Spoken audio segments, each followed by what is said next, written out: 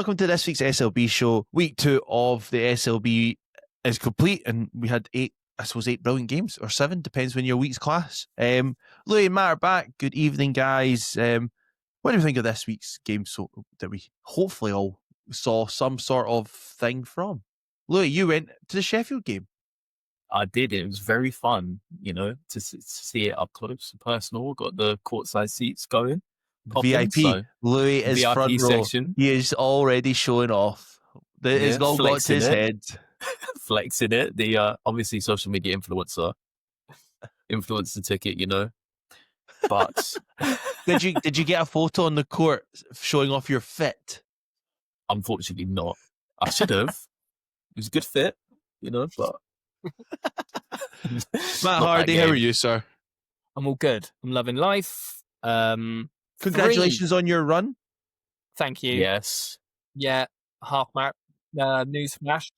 Half marathons hurt your legs the day after. But I did it. And I was going to say I did it, raised loads of money for charity, but I didn't do it for charity. I did it for a laugh. But no, back to basketball. Obviously, as a Flyers fan, there was tons of basketball to watch this week. And yeah, fantastic results across the board. Obviously, going 2-1, which ain't bad. So I'd have taken 1 and 2. But yeah, Liverpool with HMS to piss the league at the moment, so I'll take it. Love that. All right, we've got I've got a couple of questions for us as we go on. We're also going to maybe talk about, or Louis can tell us about Manny's new signing, and then we'll finish off with our kind of power rankings. There was a few questions in coming in. Oh, do you want to change your predictions? No, because we stick to them and we're big boys. But we will do a power rankings of how teams have started this season, and we'll then finish off by predicting. I think there's hardly, we've gone from a few games to lots of games to I think there's hardly any games this week. So yeah, we'll go from there. First question: the importance of home court advantage. When you look across the 8 games this weekend played from Tuesday to Sunday, only one away team were victorious, I think.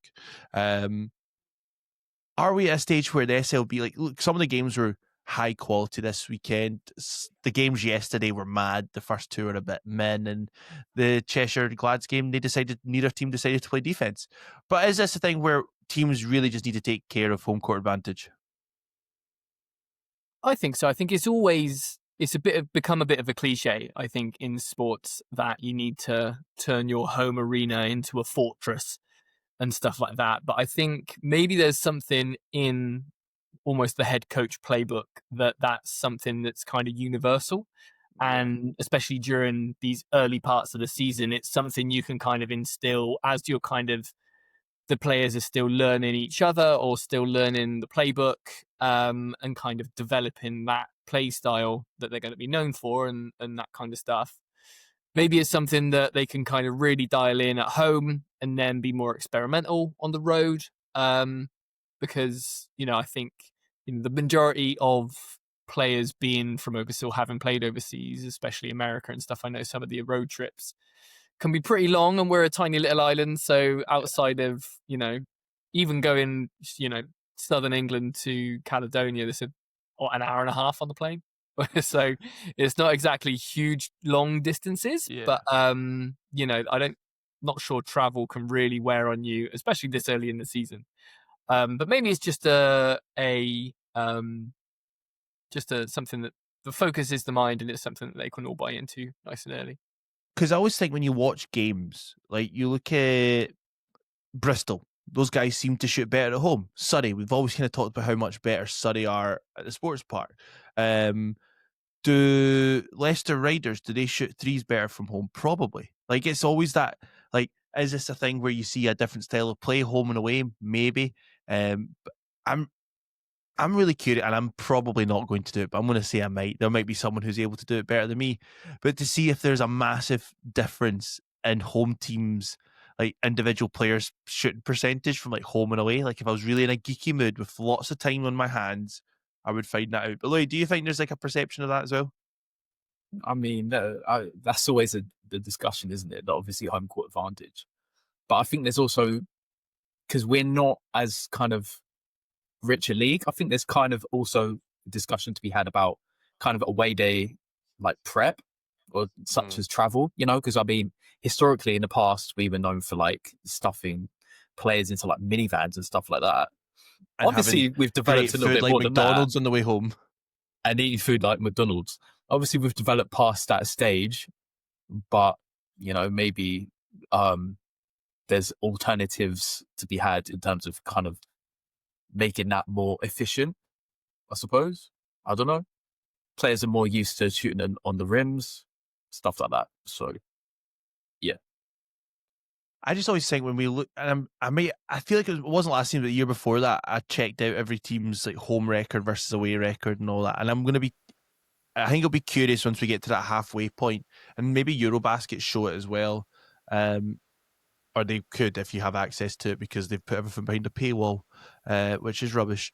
But they were able to show like league table, home, away, combined, whatever else. It'd be really interesting to see if there is a massive difference. You'd assume one team will rise to the top, one will drop to the bottom, and somewhere in between there'll be a balance. And I suppose, yeah, it'll be interesting to see what that balance is. But it's always something I'm just curious about, this home court advantage. Next question for you guys. London Lions are 3-0. Eurocup's not started.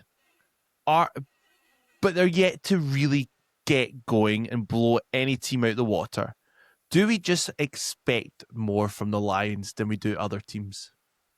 Yes. I mean, in terms of their like budget spend comparatively to other teams, that's one of the most crucial metrics in terms of determining like team performance. Yeah. Team budget. They're different player spend equates to like a different level of talent, different like pedigree of player. So vis-a-vis, London should be blowing teams out of the water, especially if they're preparing for a Eurocup competition that's much higher than ours. Instead, it kind of looking, players like Magusti, etc., have kind of looked quite lackluster. Jonathan Williams, especially in prepping for a Eurocup competition where, he's going to be facing really up against, underwhelming. Yeah, he's been underwhelming. He's going to be prepping to face against 6'11" big 7 foot proper 7-footers, probably more mobile than guys like Nicholson, for example. So that's the level that they're aspiring for, and they it's fair to say they haven't really looked to the level. So I think that's kind of a worry in terms of Eurocup. So if you go out to eat, say it's your anniversary, say it's your birthday, and you take someone to the Ivy or something, or like a big posh restaurant, it's incredibly expensive. You sit down, you got your suit on, you're going in. It's silver service. It's cotton tablecloths, all that fancy. Kind of stuff. You're out for a fancy meal, right? If you get the food and it's incredibly good, you're like, I know this is expensive, but this is absolutely lush. Yeah. Then it's almost like that's what you pay for, right? Similarly, if you go there and it's horrible food, you're like, what's this all about? That didn't meet my expectations. So then what you can, I've gone sort of semi-fancy places before and got food on the way home from a little street food thing. And it's just like, this is an old van that's been converted into a street food spot, and it's incredible. So it's that perception of quality, price, and value. So it's like they could. So are you saying basically Surrey is the street food version of the London Lions? Yeah, yeah. I'm not saying it, but yeah, it's one of those. It's just like it feels like, because almost London's floor is so much higher than everyone else's. Like they've paid this much, they should be that good. Then when it's one of them, because they're 3-0, like that's all the points you can get, right? But also if they haven't smashed anyone, so I think that's probably where where that kind of, it doesn't feel like they're really living up to expectations yet. Yes. So I raised my hand to say, Why have you raised your hand? I don't know. I don't know if this hand will show up on any live stream, but physically, probably like, you know, in a won't. meeting, like when I you'd should ask have to raised speak my on hand the Zoom. physically, like, I know. you know, can I speak? Maybe that's where we need But- some decorum. But what I wanted to say was, I think the reason why kind of Lions haven't looked as good versus previous Lion squads is like previous Lion squads in terms of Euro Cup spend, like they spent like 10 mil on their roster, for example, you know. Yeah. Like in terms of versus the league, in terms of versus Euro Cup, they had one of the better recruitments in terms of like the whole of Euro Cup, let alone our league. You know, whereas I think this season they're probably lower end Euro Cup, maybe even bottom around that sort of mark. And I think our league, especially the level it is now, athletically, you know, I think a guy like Cameron McGusty, for example, if you look at kind of like, let's say Poland, you know, some of these leagues have a lot of kind of European domestic players playing. Athletic level, I mean, we see it in the EMBL, athletic level, you know, which kind of alters the playing environment of, you know, where they're playing, you know, and like the different requirements, etc., of, you know, how they, you know, play on the court. You know, it's lower in these European leagues than our league, which makes it, you know, significantly tougher. I think Cameron, because I think when I was watching Cameron McGusty, he struggled in terms of absolute kind of advantage creating speed, getting to the rim, and kind of his physicality as a finisher. And I kind of think because he was very much mid-range oriented, I kind of think that's kind of evidenced itself in this league. Because we athletically are comparable to some of these top level leagues. Maybe we don't have the kind of technical level and IQ level, but we do have the athletic level. So therefore, you know, these players are used to playing in higher level leagues. You know, maybe it is equally as tough, or, you know, near to that level, you know, tough for them to play in. So that's kind of my point. Because I always think, and you've got to think as well, rookie head coach, like the last few years as well, London have had experienced head coaches. Ever since the 777 days, it's been Schmidt, then Bozic, guys that are well-renowned head coaches or high-profile coaches, whereas Sabonis, this is like his first time on the road. And anytime I've heard him speak, the Lions have struggled to score past, have they actually scored past 80 points yet? I don't think they did it. That's a very good question. I gently, they did And it the Matt's weekend. looking on live stats right now. They only scored 72 against Bristol. That's what I mean, like against Bristol. Like that's the thing, but like they have guys like Zach Anderson who were, you know, in George Mason, like they had one of the best defenses in an American college in a good like conference. So, you know, these players athletically are, you know, at a good level. So it's tough for them. Like I just feel like, where would they be with my camera? Everything just shook there as if I was in an earthquake. Where would they be without Joel Scott?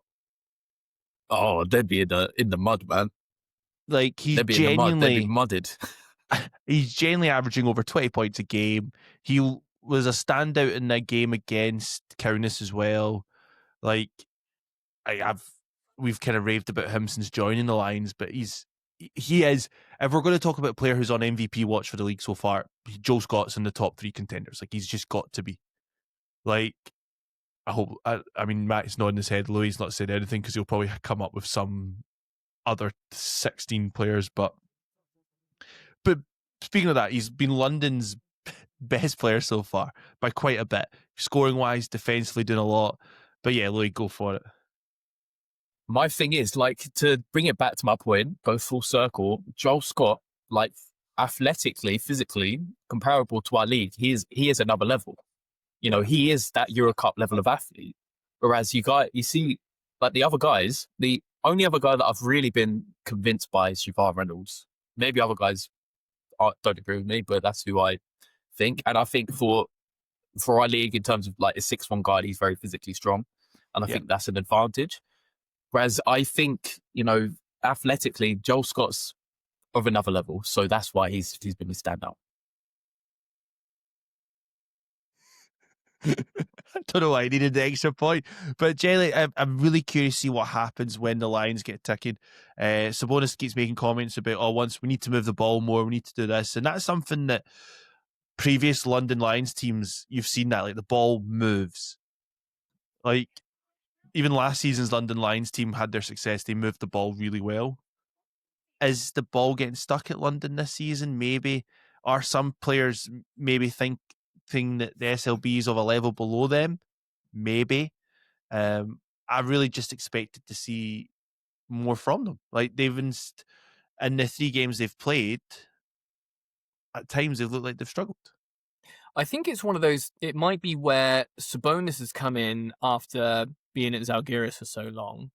And I'm making broad assumptions here because I'm no European basketball expert, but generally speaking, they move the ball really well. It's very team oriented, things like that. Is Sabonis almost getting a bit of a reality check for just how much of a hybrid style the SLB is? And no one plays like that. You know, there are flashes of it, but it is generally a bit of ball movement plus a bit of, ISO time possessions as well. So maybe it's a case of Sabonis is trying to respond and react to the league as well as trying to, his coaching career has probably obviously been all in Europe. So the players he's had play a certain way. So he's learning how to coach a team that is not playing that pure European style of basketball at the same time as trying to do it all. So maybe it's because this is his first head coaching gig or no? Yeah. So, maybe there's a bit of that too. But they're still super good, and it's a nice problem for him to have. How can he arrange the Avengers to smash up the league? And they're already still 3-0. So yeah, that's also the case. It's like, they're not maybe all ticking, all singing, all dancing yet, but they're winning games, and at the end of the day, that's all that matters. But on that, you'd think having like Polak Kaya's been there now a couple of years. Robert Youngblood knows the league very well.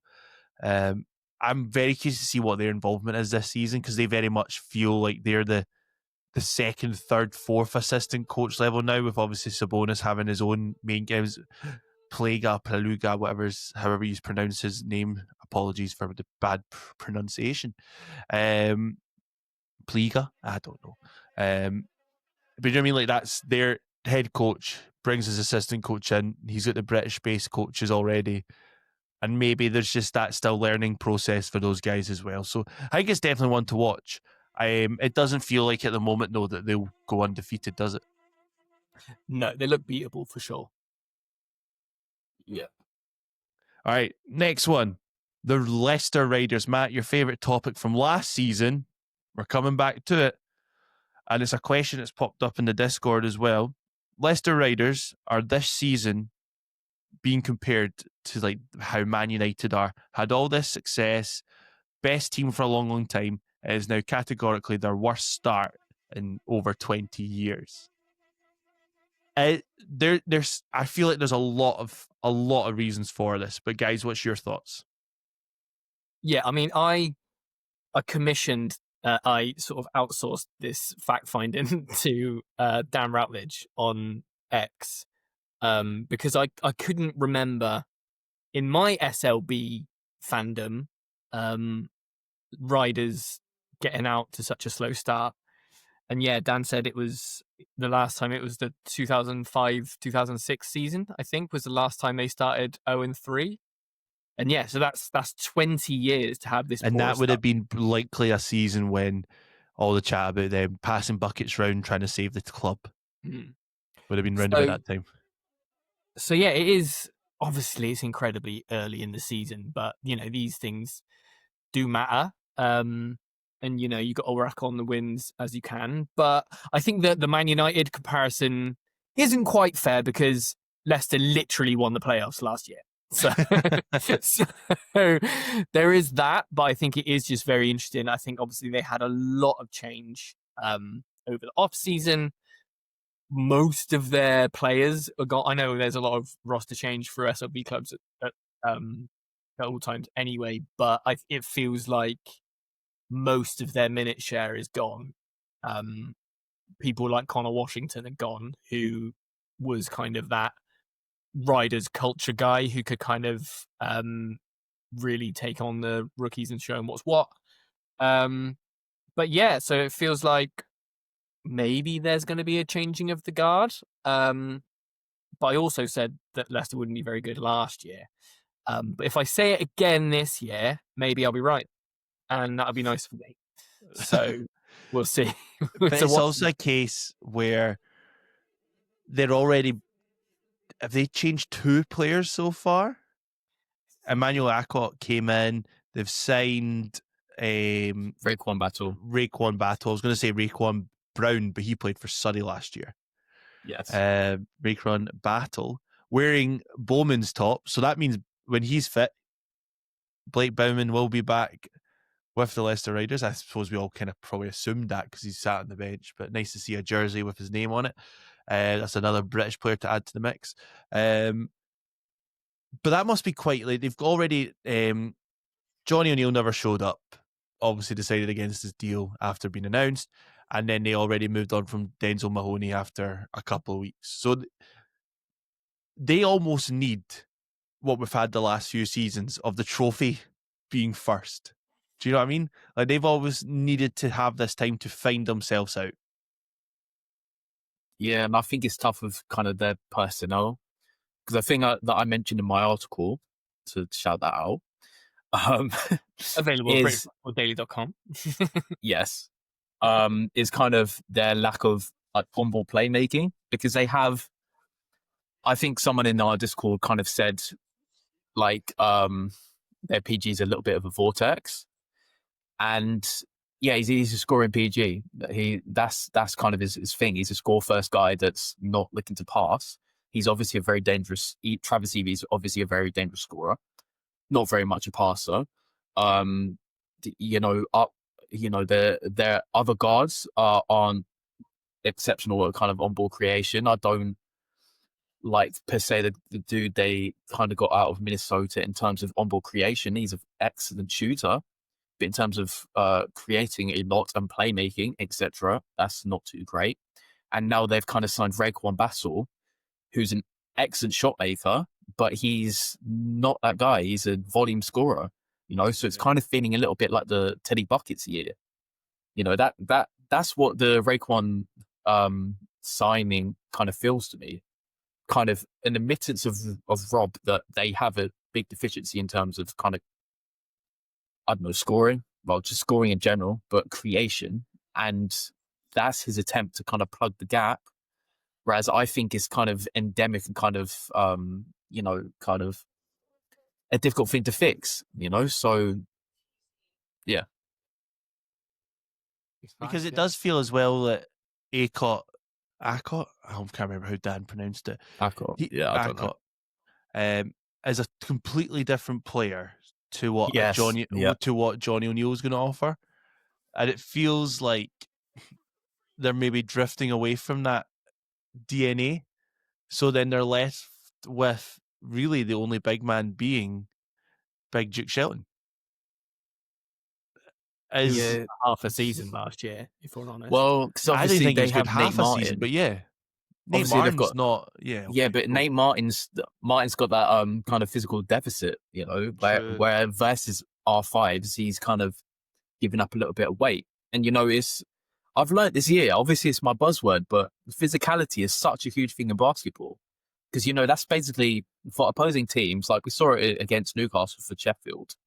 For opposing teams, like they could just go to a post-up against Brett Reed, for example, with Jalen Deloach, and that's basically automatically 2 points, or at least an advantage where, they have to send a double, kick out points, so it's tough, and I think Akot's he's more of a slasher. He's not as good a shooter as Johnny O'Neill, who's a 40% shooter. So therefore, kind of the spacing is kind of affected also. So it's just tough.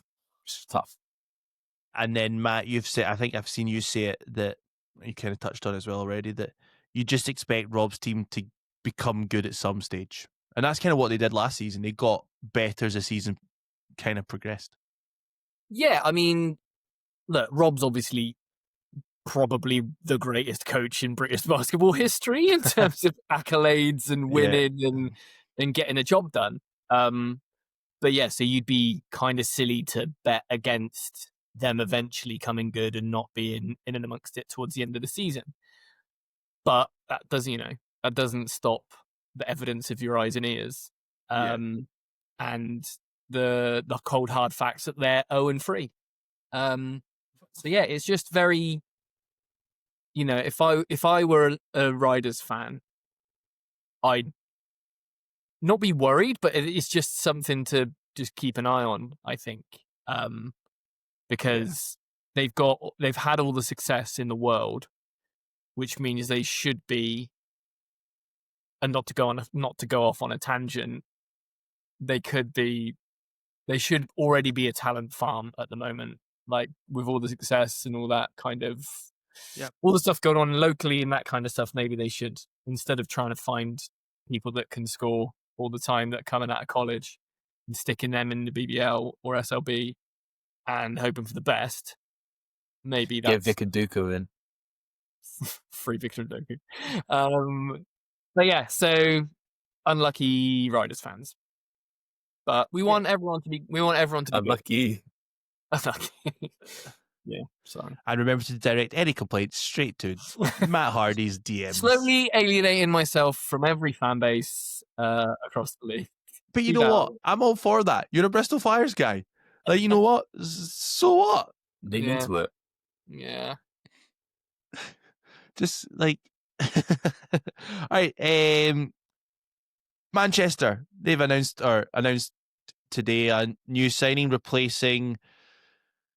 I've just forgotten his name. Louis, tell me all about it. Yes. So he's a playmaking stretch 5 that can attack and close out, the solid downhill handle, can grab and go in transition. So versus, Matt Nicholson in terms of like dynamics at the 5 spot, that's an interesting push-pull because Gabe is very athletic, which will be evident in his defense, which is tremendous. Like, he was Big 12 Defensive Player of the Year in terms of his hands, in terms of steals, making anticipatory plays. Oh, what a word. What a word. And kind of just strips, man. Like in the post, because I heard from Tahir that he's apparently kind of like a play against, Joel Scott, who's obviously very impactful in the post. In terms of his hands, they're very disruptive. He uses mobility really well, defending around the rim because he's, so mobile. He can kind of rotate down, uses verticality really well. Pass first guy offensively, with good vision, but like turnovers are horrendous, to be honest. He turned the ball over once every 3 possessions. Oh, that's a lot. Which is a lot. So you're thinking Toto levels. Whoa, sorry, whoa. Toto. Sorry, Toto. But basically, he's a gifted playmaker. He's a gifted playmaker, but his decision making is bad, basically. His 3-point percentage is kind of mid. His rim kind of finishing at the rim, despite his ability to kind of handle and get looks at the rim in terms of attacking the closeout, is pretty bad because he's 6'8", like 220. So in terms of like 5 size is not that big. So in terms of strength per se, he's a high motor guy, but he's not very strong. So like in terms of defensive rebounds, potentially attackable, in terms of kind of like post pinning potentially, but he's another player though that in recent times Manchester have brought in from the CBL. He's obviously had some G League time with the Canton Charge, and it's an interesting market that Manchester over the last 2 seasons has really, really exploited. Like FJ came from there. I think that's a good comparison, really. FJ, but continue. No, you go for it. What are you gonna say? Because it's just his like volatility. He's not going to be fouling like FJ. Defensively, he is. Defensively, he is really, really good. but it's his volatility offensively that's going to be the issue, and whether he can keep those turnovers down. That's kind of his thing. So, and in terms of CEBL, it's an athletic league. We're an athletic league. It's full of imports, Americans. So it kind of gives a good transition base, like in terms of seeing how they'd probably transition to our league. So, go on. Do you think this makes Manchester better? This edition? I think comparatively versus Zay Williams, if they had Zay Williams, I think Zay Williams would have been more effective, because in terms of the drawbacks offensively and kind of, because I think it could be a struggle to keep him on the floor offensively, and because of Matt Nicholson, it's kind of issues that he's had this season. It's kind of really tough.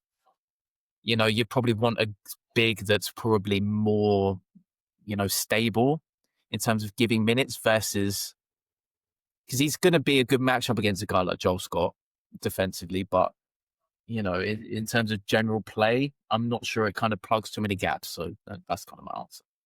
Do you think he's kind of, is this an ENBL move, or is this a more of a SLB kind of? Nah, it's an SLB move because he's a pure athlete. Like, in terms of transition play, he's excellent. But I mean, in terms of ENBL, he'd be the most athletic guy most of those white dudes have seen. So yeah. I didn't expect that sentence to finish that way. But I'm curious to see that, man. Again, expectations of Manchester. The expectation is that they've spent a decent amount of cash.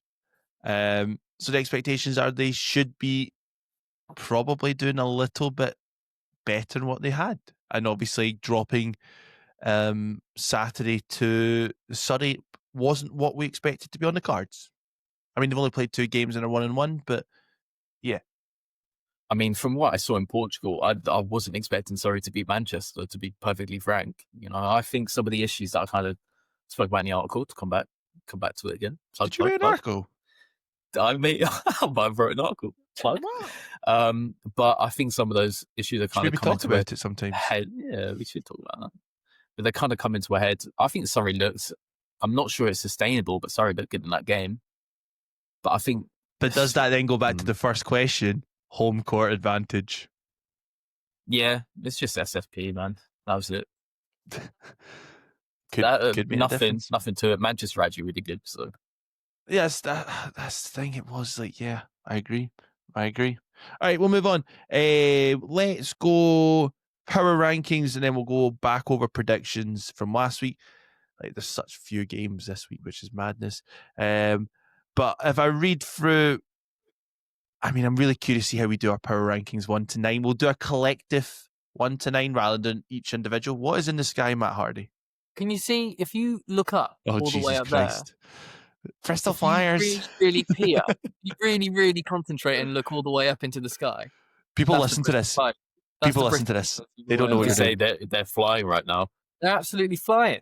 It's in the name, guys. It's in the fucking name. Have you seen Will Duncan this week? This week alone, he's averaging, and I did the crunching of the numbers, over the last 3 games, a win in Europe, pushing the Lions close and beating Leicester. He's on 20 points, 6.7 rebounds, 2.7 assists, a steal on crazy efficiency, 67% from the field, including 60% from free. Man's crazy. MVP watch. Bristol. I was about to say, is he your player of the week then? Just off the bat, just saying it. You're mad. It's heroic. He had like 12 in the 4th against Leicester. Yeah. So in terms of our rankings, so Matt Hardy, I'm gonna have to Photoshop Will Yoakum onto your forehead or something now, just as that you're gonna have a tattoo of him. Mate, Yoakum is a joke. And he's here all season. All right, power rankings. I've lost my pen. If we're looking at the league table, Lions 3-0, Sharks 2-1, Flyers 2-1, Eagles 2-1, 89ers 1-0, Basketball 1-1. They need to get a second name. I dislike that. Phoenix 1-3, Glad 0-2, Riders 0-3. Yeah, let's do, well, you know what? If we have a power rankings now, we won't do this every week, but we'll come back to it throughout the season, who's up, who's down. So if we're saying this is our first power ranking of the season, ignoring our predictions for the season because Flyers are still going to come last. Sorry. Matt Hardy, go. What are you going to say? Why don't we do like a biggest movers instead of doing the whole thing again? Okay. Why don't we do like who's really gone up and down? And I will Okay. I won't bore you anymore about Bristol because you Why? know my feelings. But if there's, I'd be interested to see what you guys think. If there's anyone that was like in your predictions, and maybe it's like, you know, separate it into three where you got top three, middle three, bottom three. Is there anyone here that's kind of really gone up or down in your estimations over the last couple of weeks? I mean, biggest. I was so like a biggest up, biggest down, and the meh. Yeah, I think so. So for me, the biggest up is the Flyers. Like I'm not like That's going to be everyone's answer, man. but yeah, Matt's I mean, rigged some this. Flyers, we touched on Leicester, maybe like those are givens, but hey, like give me but- 10 minutes on how good the Flyers are. my one question mark on the Flyers still, I think Joachim's been good. I like what as you named them, the Anderson twins. Yep. They look good. I'm not sure Darnell Brody though. Offensively looks good. Oh. I can't argue with that. Offensively looks really good. He's Yeah. got some decent moves. But defensively, I think there's a wee bit of. I think Andreas has got a lot of work to do on him because I think that's a weakness. But Yeah. I'm majorly up on the Flyers. They've come out flying. And all Bristol fans should be absolutely delighted with the start to the season because I don't think anyone expected them to be tied for second place so early on in the season. And that loss to London away from home, they were really, really good. It was a good game. Louis, what do you think? Biggest up or give us an up? Give us your view on Flyers. Euro Cup. What? Give us your biggest up. Or no, give us your view on the Flyers just to help Matt's ego. Yeah, there should be a Euro Cup. That's it. There you go, Matt. Yeah, Not my words. I said it. Prophecy at me. If you're a Bristol Flyers guy, You just lost a bit of credentials there. We just need 10 million in the bank, and then we'll be there. Yeah. Well, I mean, all you need to do is get to the budget limit. You know, then you're fine. Budget minimum, sorry, and you're fine. I mean, you just spend an extra mil on Darnell Brody. You're fine, mate. You're good. You can play right now. But okay, Bristol Flyers, I think they've got a good team synergy going on, you know, and that's kind of facilitating kind of their level of play right now. And they've got a lot of spacing. You know, spacing is a big thing in basketball, especially modern basketball. Zach Anderson can shoot the hell out of the ball. Julio can shoot the hell out of the ball. Joe Anderson can shoot the hell out of the ball. You know, it is good. And early days where teams aren't as clued in defensively, these things matter. Later on down the season, do I think they're going to sustain it? Maybe not. I think they're kind of like a middle tier team, but you know, good signs, and maybe things can happen. So I found out, and I'm not sure how common knowledge this is, but Joe Anderson not only went to the same college as Owen McCormack, they were there Lipscomb. at the same time. Lipscomb. They were also roommates at college. So lazy recruitment. Come on, Andreas. When it comes to well, I know a guy. No, when it comes to exactly to your point, Louis, it's just like while it's early and while people are still figuring each other out, having that kinship makes a difference. That like existing teammate, best buds vibe is massive. And yeah, I think getting out to an early run and an early start and having success early can set you up for the season. So yeah, I thought that was really cool to see. If we're talking about biggest down, we're all going to say the Raiders. Is that fair enough? Yep. We've already kind of talked about it. Is there anything else on the Raiders? Have they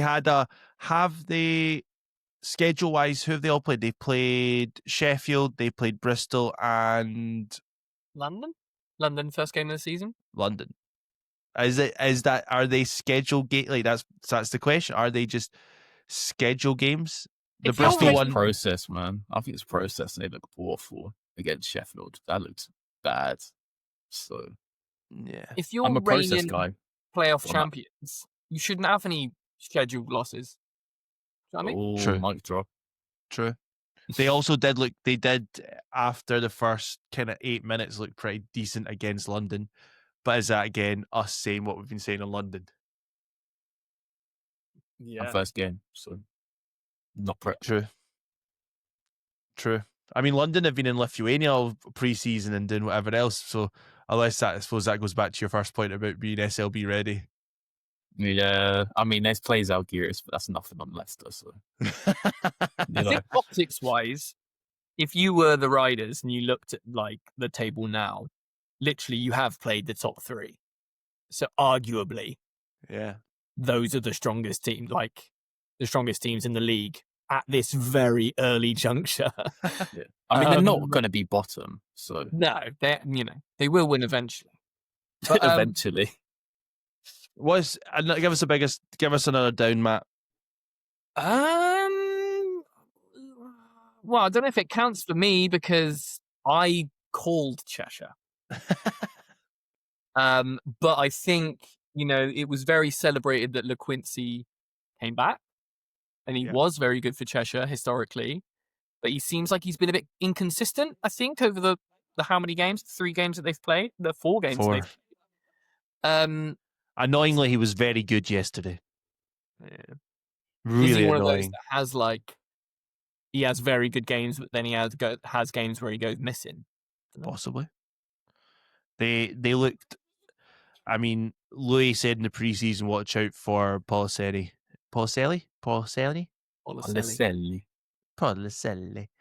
He was lights out yesterday. I mean, their whole team just. I don't actually know that. I'd like to. I could look it up, and I'm not going to.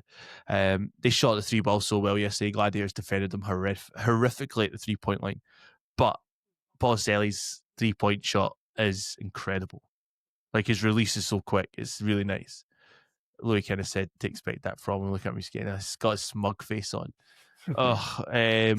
But he's a player. He looks a player. And I suppose if LeQuincy can get up to LeQuincy, he was up to his usual tricks in people's faces. They were really physical yesterday, Cheshire, and Gladiators couldn't match that.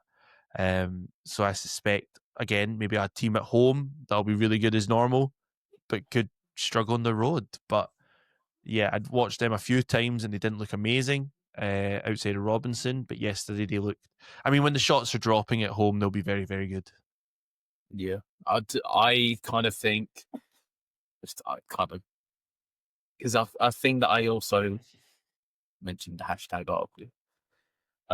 Was kind of like I kind of queried kind of like their 2-3 spot, in addition to the kind of like their point guard spot in terms of like additional like advantage creation in terms of like the playmaking, etc. Because I thought Brenchley's very linear and mostly kind of like a lower usage kind of attack closeouts guy, or if a lane presents it to him, and I kind of think less of kind of like on ball creation in terms of that in for Tobias Cameron, for example. So I kind of thought they would struggle. I didn't really kind of think it would kind of evidence itself like this badly, because obviously LeQuincy's kind of struggled, and that's put more of like an emphasis in terms of the rest of the squad having to create. Yeah. So that's kind of made it more visible. I don't think that's going to be as much of an issue later down the line in the season. Hopefully, if LeQuincy kind of gets up to scratch, but LeQuincy hasn't looked like he's fit in, really.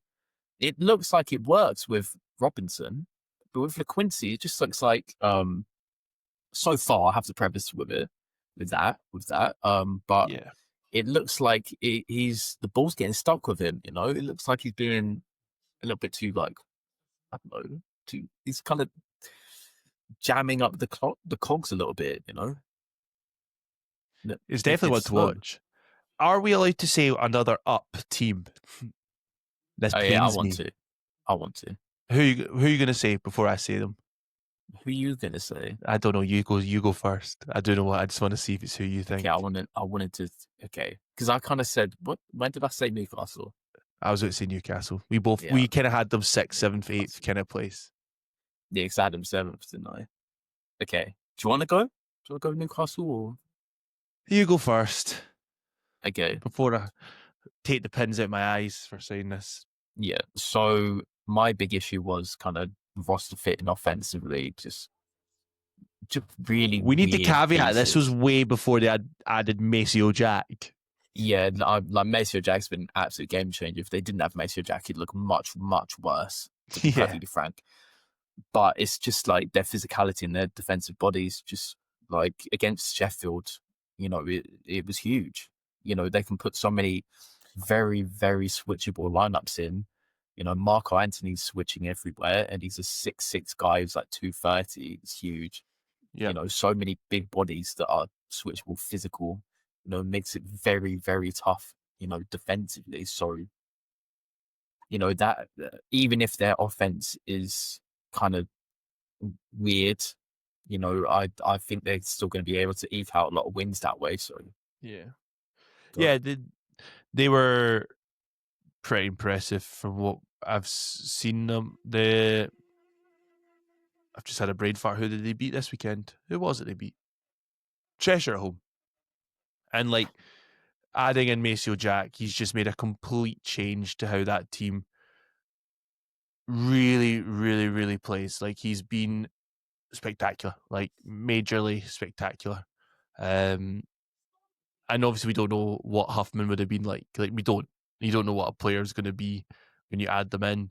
But yeah, he's made a massive difference. Marco Anthony looks like a type of player, like that teardrop, like that kind of floaty shot he's got both hands. Like I've through 3 games, and yeah, no one's really worked out how to stop him getting to that spot. So I'm really curious to see what happens further down the line when teams have got a bit more of a scout on, say, a Marco Anthony and whatnot. But it very much feels like at the moment it could become Maceo Jack's team quite quickly. Is that fair? He's looked so impressive. I really wasn't expecting it because he's bulked up a lot. He's From where he was. Like some of the plays he's making, finishing at the rim, where you're not really expecting. Yep. Making tough finishes at the rim. It's just finishing through guys. I mean, they probably weren't expecting him to be this good, to be perfectly frank. But he's probably MVP watch. I think as well what they've historically had especially the last 2 seasons, I'd say they've suffered from that kind of 3-headed dog sort of mentality of like they've got a couple of guys who can go off and sort of be the guy that night kind of thing. It feels like they may have dialed that back slightly, and they've got one really explosive take over the game kind of guy in Maceo, and maybe that forces the rest of the team to be a bit more complementary and a bit more synergistic. So maybe that's a thing as well. But I guess we'll see once we got more tape on the Eagles. What do we reckon of them at the point guard situation? It seems to be that Mitch Clark is Stutz's kind of go-to point guard when he needs needs a ball handler over Rayshon Taylor. Rayshon Taylor? Yes. Yeah. I mean, I still don't. I mean, defensively, he's made an impact, but I don't think offensively, is really. I don't know. I still think that's a major question mark position for them. Yeah, because it feels like. I mean, Rayshon Taylor has been scoring well, which is kind of his game, but obviously he's less of a playmaker, less lateral quickness versus other guys. So Chapman was kind of scoring a lot on him, which makes it tough. And obviously, I think Mark's wanting to lean into the defense this season. So less vibes, more defense. Just go. All right, is there a team that we're a bit meh on? We're not down on them. We're not up on them yet. they're just a bit meh. I can't figure out.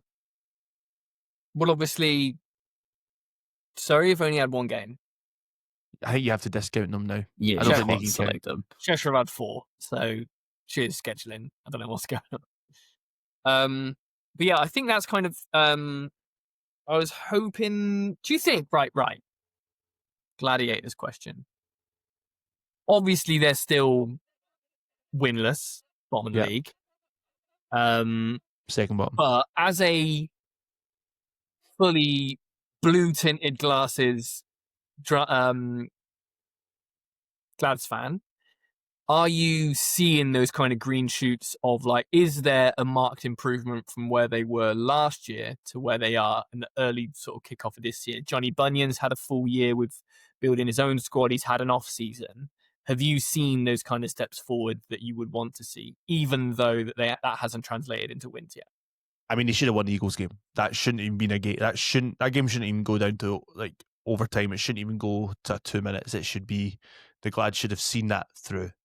And that's maybe where inexperience came in, to maybe Johnny's a coach, to dealing with Stuart going small. We kind of gave kudos last week to Stuart changing it, and that being the kind of game-changing move.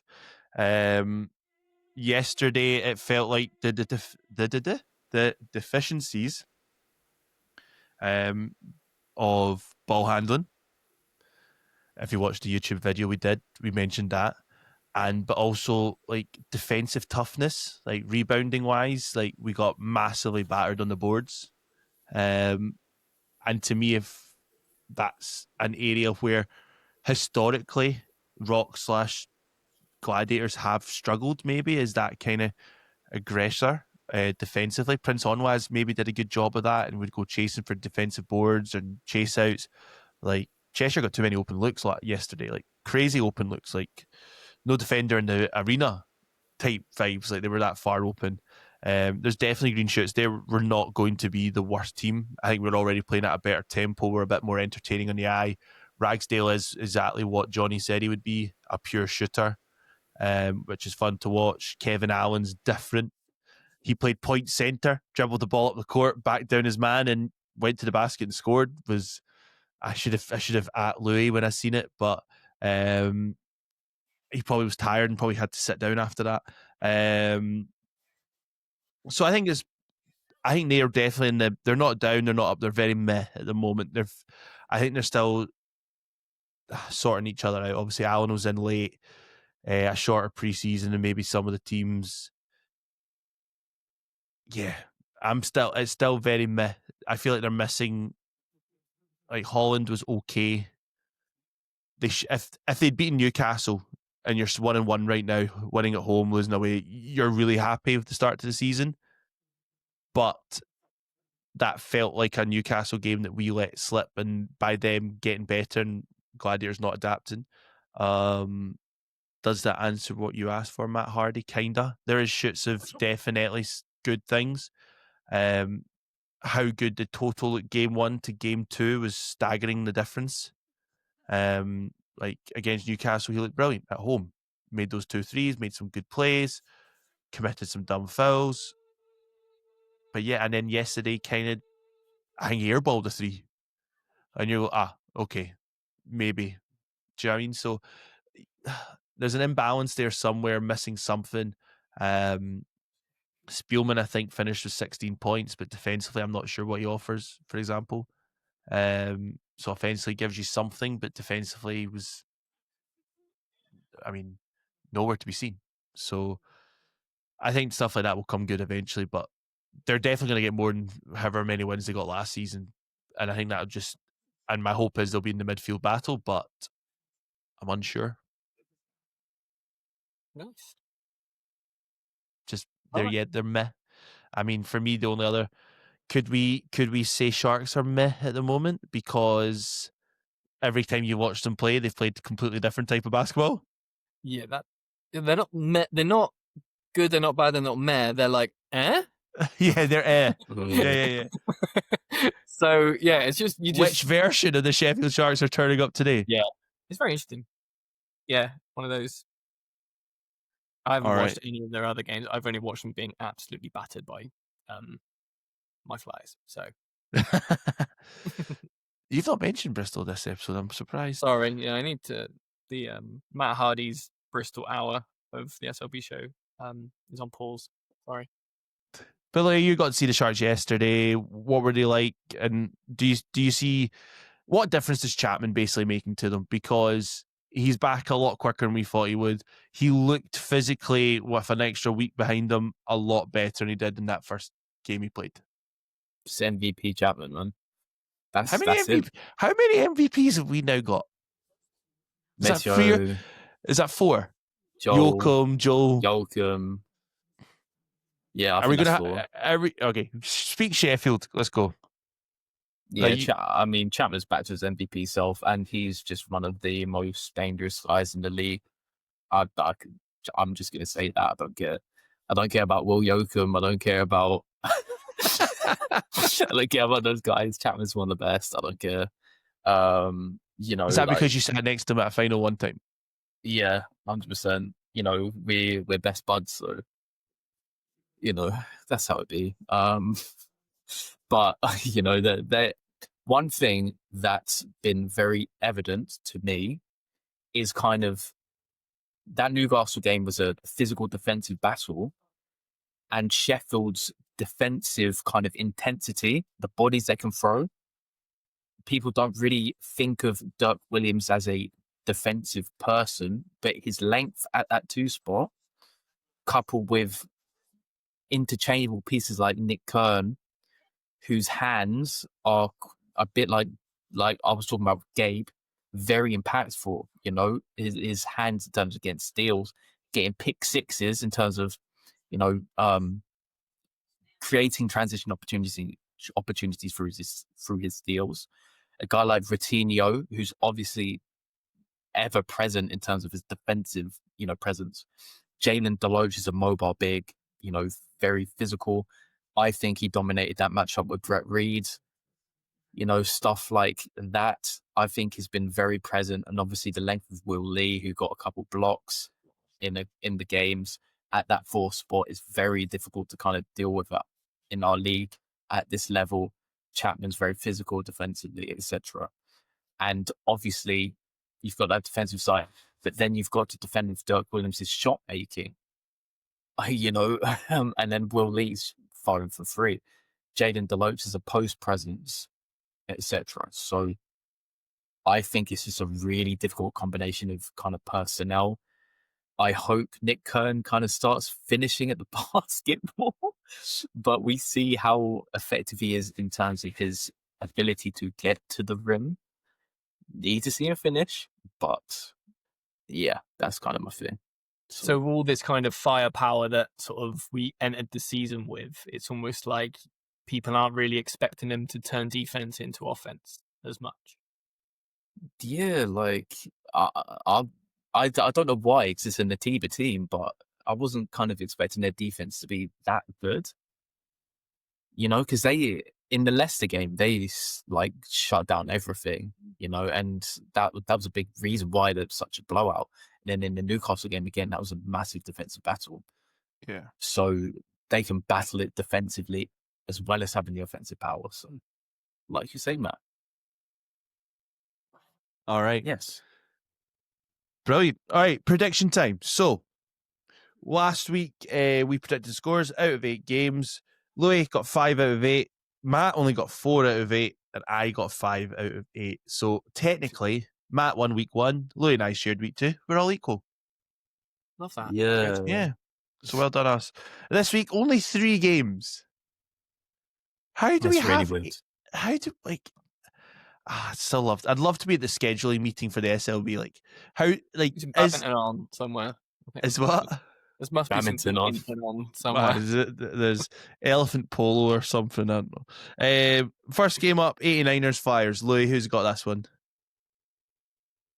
89ers. Oh, at home. Niners at home. SSP factor. Well, Yoakum's scoring 3 points. MVP, Matt? Oh, well, of course it's going to be Bristol going to take this one. Where am I going? I'm going to go. Oh, this could be the hardest game of the weekend to call. Yeah, because it's Leicester rubbish, and Matt just said that. I'm going to go 89ers. Yeah, SSSP. Easy win for me in the predictions league. Okay, it's game 2 then, Matt. You can go first. Manny versus Raiders.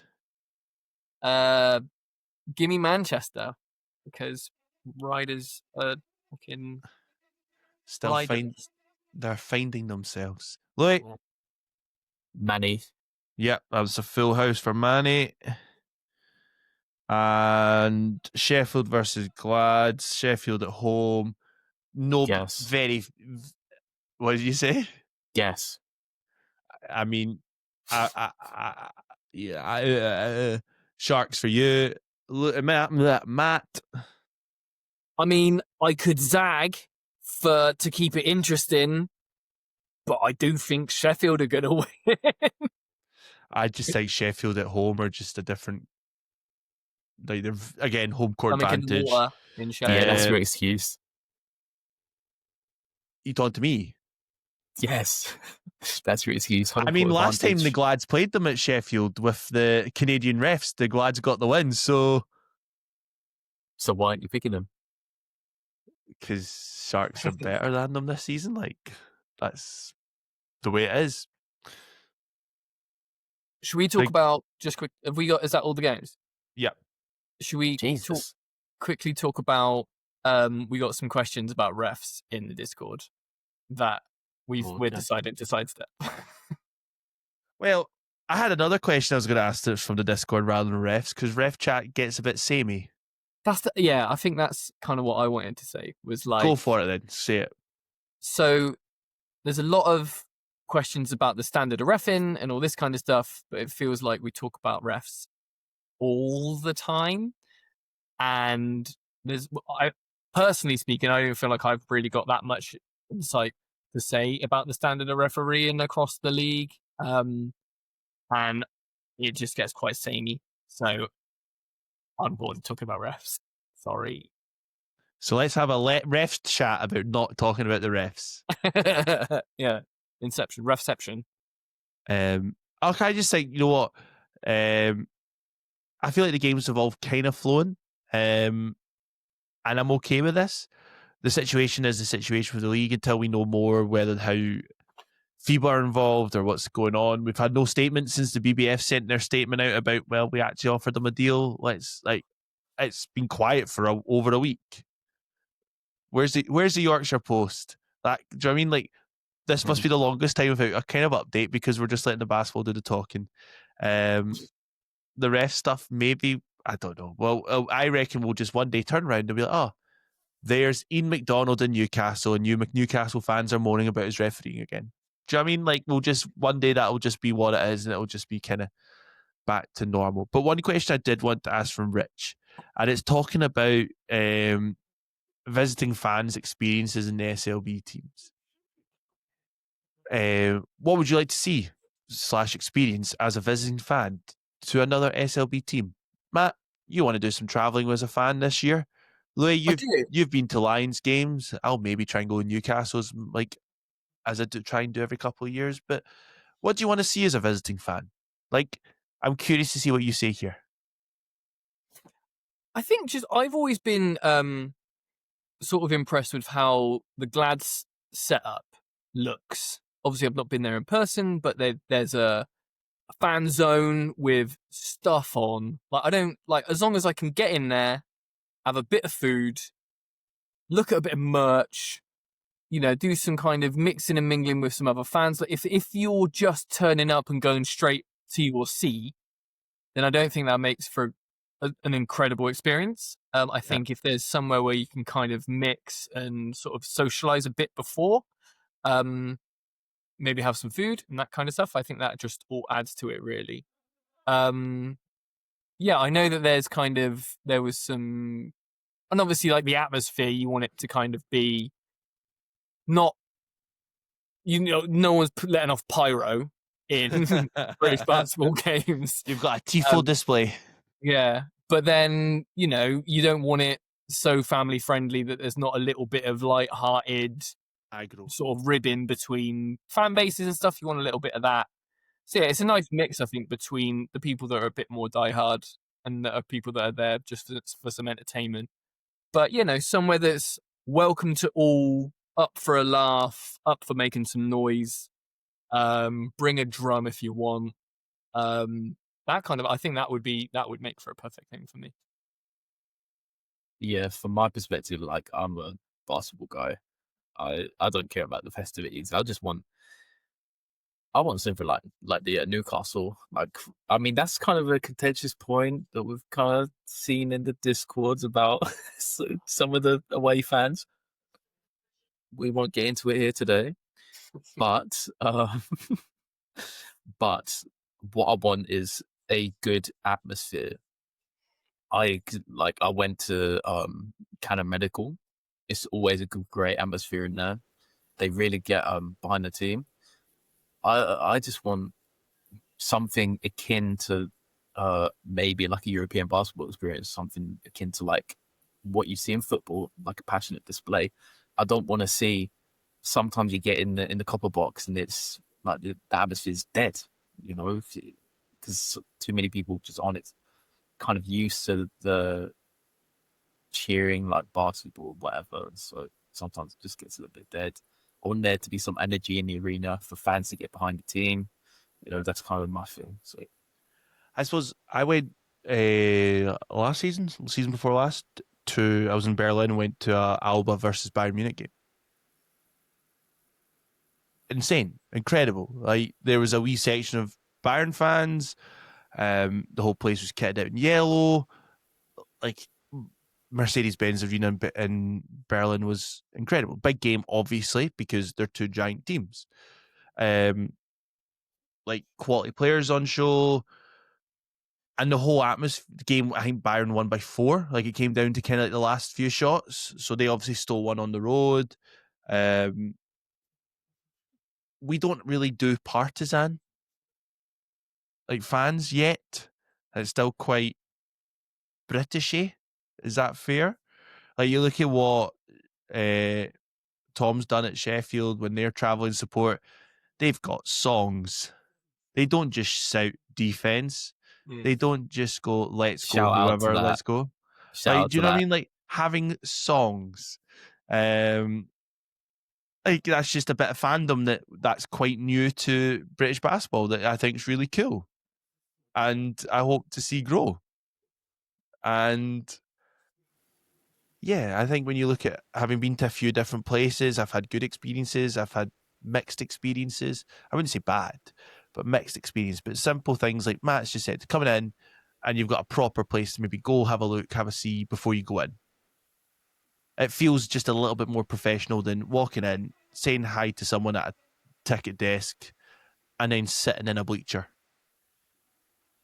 Do you know what I mean? Like, it's just how we level up the pro game. Like, yeah, it's nice to be nice, and I'll speak to fans from all over the place and whatnot, but I want to win the game of basketball. I want my team to win. Like, oh yeah, they deserve to win, or like, that's fine. But I will be disappointed if my team loses. So if, like Louis saying, like, about the basketball bit of things, I am worried that too many teams are now trying to pump in atmosphere. Loud music, like over the top loud music, jargon, that kind of stuff, which maybe then takes away from fan kind of createdness, which then means fans are more likely to sit and chant. But then you've got like fan activation stuff, which I think is amazing. You see London do a great job of that, for example. Manchester to shout them out. Yeah, Manchester do a good job of it. Gladiators are doing a lot better this year on it. Last couple of seasons anyway. And that stuff's so important for just that continual engagement. So yeah, Matt, you kind of nodded as if you wanted to say something. Yeah, can we do away with commentary on the PA? Like, some people love that. It needs to get in the bin. I know we've been for an hour and 10 minutes. I'm so sorry, but Colby, I don't need a running commentary over the mic about who's now in possession, like which player now has the ball. Get in the bin. I think, it's like, I love PA announcers shouting 3 and shouting, sort of G'ing people on to say defense and announcing the subs coming on and off. I think that's great. I think that's enough to kind of get the sort of the crowd up with it that might not be know what's going on, but just to kind of talk over everyone constantly, that's got to stop. 100% agree. 100% agree. I hate it. Mm. Yeah. You're there to be an announcer. Like if you were, the rules on it here are different. Like see when it comes to like FIBA stuff, like that's what they should just do. Announce who scores. Mm. If it's a home team one, they can lead a slight chant for like 5 seconds or whatever it is. Let it be organic. Yeah. Louis, do you agree in that one? Was that what Kobe's shout was?